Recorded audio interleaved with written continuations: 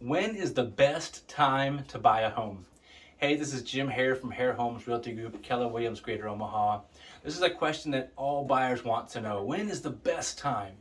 And to answer that question, there's a couple different factors you have to consider. So let's talk about some of those so that you can decide with your family and your loved ones when's the best time for you to purchase a home.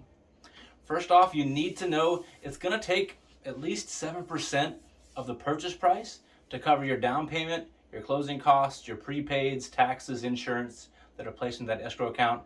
On average, a good rule of thumb, you're going to need 7% of the purchase price. So if you're buying a $200,000 home, that means you're going to need probably at least $14,000. If you're buying a $300,000 home, it means probably the better part of $21,000 that you'll need at the closing table to cover everything it's going to take, like I said, down payment and closing costs. So that up front, you need to know. If you have trouble getting to that amount, there are first-time homebuyer programs, there's low-income programs and grants that are available to you. So if you don't have that money, it doesn't mean you can't buy a home. It just means you need to look into some of those programs, and connecting with a great lender is a really important step to see what you can qualify for, because you might be able to get into a home sooner than you think. And we'll talk about in a minute why that can be a huge advantage for you. So connecting with the right lender and checking out to see how much do you have available, what programs are out there for you, and then seeing what you're pre-approved for. Now, oftentimes you're gonna get pre-approved for more than you probably should spend. So, but just knowing what that amount is, and then where the rubber really hits the road is how much is that gonna cost per month. Now, if you're looking online, Zillow, Rocket Mortgage, all those places love to show you a lower amount than what really it's gonna cost per month, because they want you to click on the buttons, give them your information, and then they're going to sell it off to all kinds of agents and lenders, and they're going to be getting tons of phone calls. They don't always include taxes, which are higher in Nebraska than in most states in the country, nor do they include your insurance. Now, those are two big things when they'll show you your principal and your interest that you're going to pay per month, and sometimes your PMI, private mortgage insurance. They'll show you those three things, but they leave off these other two huge things that make up hundreds of dollars in your monthly payment. So make sure those calculators, if you're seeing those online, include your taxes and your insurance, because it's a huge factor in seeing what you really should afford and can be good for your family every month. So consider those things. Now, seasonality wise, when's the best time to buy? For buyers, spring and summer can be a great time to purchase. Of course, being in Nebraska, the weather is a lot better. But that's when a lot of sellers want to go to market, because, again, the weather, seasonality of school, getting out for families. So there tends to be an increase in the number of homes on the market in the spring and summertime. Law of supply and demand, when you have more of something, there's less demand for it. Now, right now, there's just such a huge demand that even an increase in inventory still creates a strong seller's market.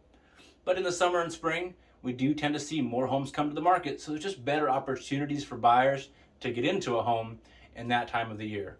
Now, you should still be watching in the fall and in the winter, because there's still homes that can come out in the right area you're looking for, or the certain price points, or whatever that is. It's good to have yourself set up on a search in the MLS so that you can get the most accurate information and get it as soon as possible, because there's delays from what gets to Zillow, Realtor.com, all those websites. So get a search set up in the MLS. That way you're watching year-round and can see what's happening. So seasonality is important.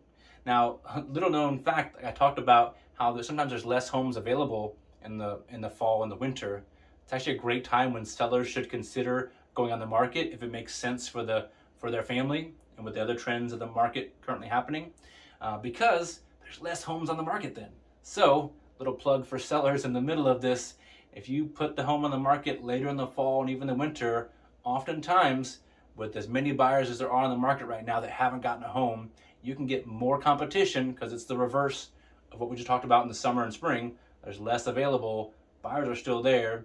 They would consider offering more money because there's more competition. So, little plug for sellers there as well, but that's why buyers, it makes sense sometimes to consider spring and summer a little more heavily because there's more opportunity. And then the last tip we'll give you is, when is the best time to buy? It's always 5 years ago or more, because 5 years ago prices were a lot lower than what they are now, right? But since neither you or I have a time machine and we can't go back and make those decisions then, right? The second best time is usually going to be right now. Now, I'm not just sharing that because I work in real estate and looking to make one more sale. We're going to sell a whole bunch of homes this year, and our business is doing incredible. But I share that with you because year over year, home prices are going to increase about 4% every year historically. You can almost count on that. Sure, they'll go down sometimes, but oftentimes, like in this last year, it went up by 30%. Now, we shouldn't count on that, but all those years averaged out, you can pretty much bank on an average of 4% every year. So the longer that you wait, the more that you're going to pay, and the more money you've wasted paying else somebody's rent in an apartment or a rental property. So it's always, the sooner you can, it's always better 5 years ago, but sooner rather than later, taking into all the factors of the rhythm of your family, your finances, all those things, the sooner you can make that happen, the better position you'll be in. Because while the best time was 5 years ago, 5 years from now, you'll be in a great position if you'll have made a purchase today because of the 4% every year you can count on. So, quick testimonial on why that's the truth. We had a client this year that bought right about 5 years ago. They sold this year, it had over $100,000 in the proceeds from the sale of their home. After all the fees and everything were paid, they had that much to put into some investments for the future. So, again, 5 years ago is the best time, but since we don't have a time machine, consider putting yourself in position to make that happen sooner rather than later. I've also been talking to another client of ours that is looking for some lake property in the future. And to position themselves for that, they're going to upgrade into a more expensive home because that 4% on a higher priced home is more than on a lower priced home. So they can enjoy a bigger home for their family and accrue equity at a faster rate because they're making that upgrade. So lots of reasons to consider when is the right time financially, with those rhythms of the market, and then just from the investment side of things too. How will that position you and your family for your future goals? So if you're considering buying, you know someone who is,